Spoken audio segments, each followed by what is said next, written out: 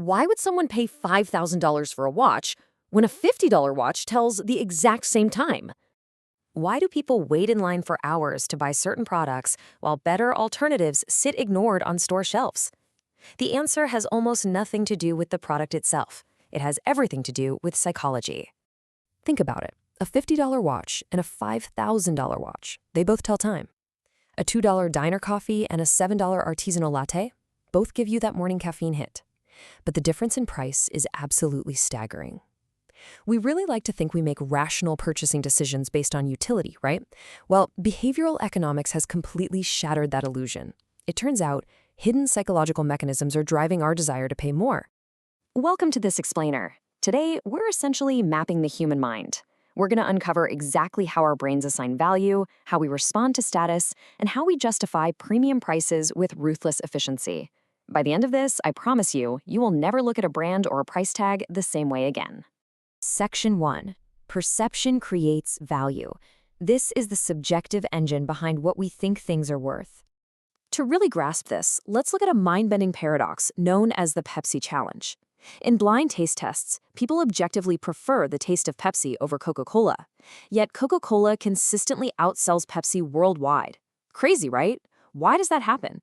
It's because the brand literally changes the way your brain processes the experience. You simply cannot separate what you drink from what you think you're drinking. Your perception neurologically overrides your sensory reality. And you'll see why this matters even more in just a moment. So, in the world of premium branding, objective value, which is just the raw cost of production, is almost completely irrelevant. Now, we might attach subjective value through personal, emotional connections, but the real magic, that happens in perceived value.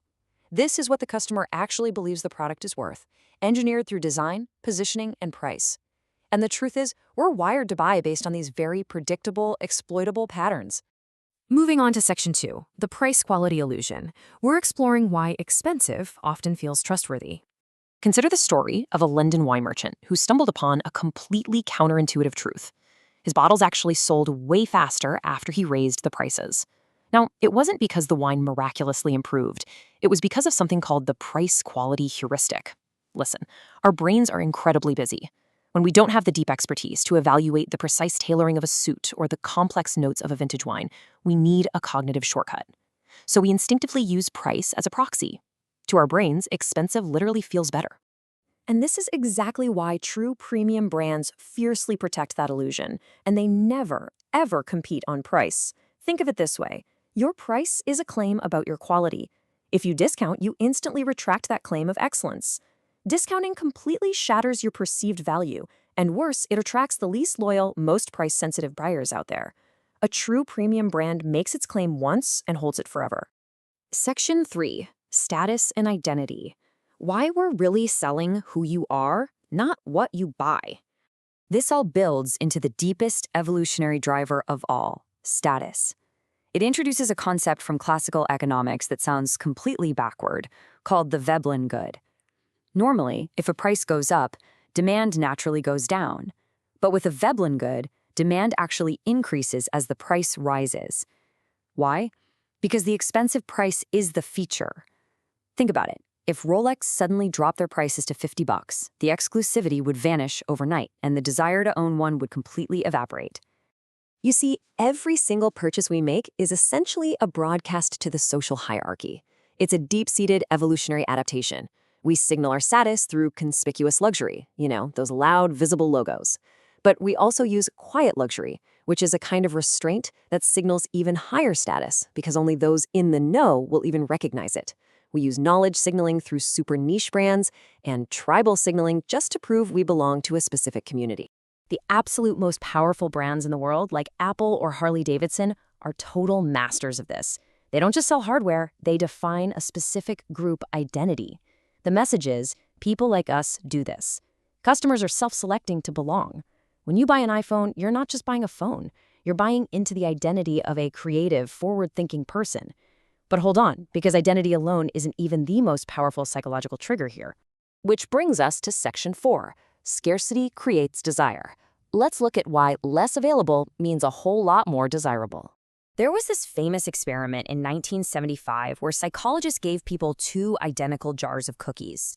One jar had 10 cookies, the other had just 2. People consistently rated the cookies from the near-empty jar as better tasting. Literally, the only difference was availability. Brands engineer this exact psychological reactance deliberately. They use quantity limits, time-sensitive sneaker drops, and exclusive private member clubs. They restrict access so fiercely that the waiting list itself becomes their ultimate marketing tool. Section 5. Trust engineering. How premium brands win before the sale even happens. Look, to get someone to actually part with thousands of dollars, you have to overcome the final hurdle, perceived risk. Premium brands eliminate this risk through distinct pillars of trust. Heritage fashion houses love to boast about being founded in 1854, right? Because age proves reliability. Now, if a brand lacks that kind of longevity, it has to substitute it with immense founder authority, which is exactly why Elon Musk's personal authority effectively became the heritage for Tesla. But out of all these trust pillars, the absolute most critical one is consistency. Premium brands absolutely obsess over microscopic details. We're talking the specific weight of the cardboard packaging, the exact typography on an invoice, or that heavy, satisfying thud a luxury car door makes when it shuts. Why? Because a single inconsistent experience shatters the entire illusion. Once that trust is broken, the perceived premium value vanishes in an instant. Section 6. The Premium Playbook. Let's talk about translating all this psychology into reality. Translating these hidden mechanisms into the real world always comes back to identity-based purchasing. When you buy high-end tech, you're paying to join the innovation tribe. When you buy expensive artisanal food, you're signaling you're a conscious consumer. Book luxury travel, and you purchase the identity of a global citizen. Whatever the industry is, at the end of the day, you're paying for tribal belonging. So if you're building a brand yourself, you need to audit every single touch point. Does your website's font actually match the premium price you want to charge? You've got to identify your perception gaps and elevate those sensory elements. And most importantly, leverage that price to quality heuristic we talked about. Test higher pricing. Honestly, you might be totally shocked at how quickly it elevates your perceived value. Traditional, purely logical businesses try to sell products based on features and utility. They're just selling the object. But the modern, psychological reality is that premium brands sell meaning. They're selling identity, emotion, taste, and aspiration. The most successful brands don't sell products. They sell identity, emotion, trust, and meaning. Let that sink in for a second. Whether it's a cup of coffee, a brand new smartphone, or a luxury car, you are never just buying the physical object. You're buying who you become when you own it. And once you understand that, you'll start seeing premium branding everywhere. The next time you see a line around the block or a price tag that literally makes you gasp, you're going to know exactly what's going on inside the minds of those buyers. Thanks for joining me on this explainer. Look at the brands you own right now.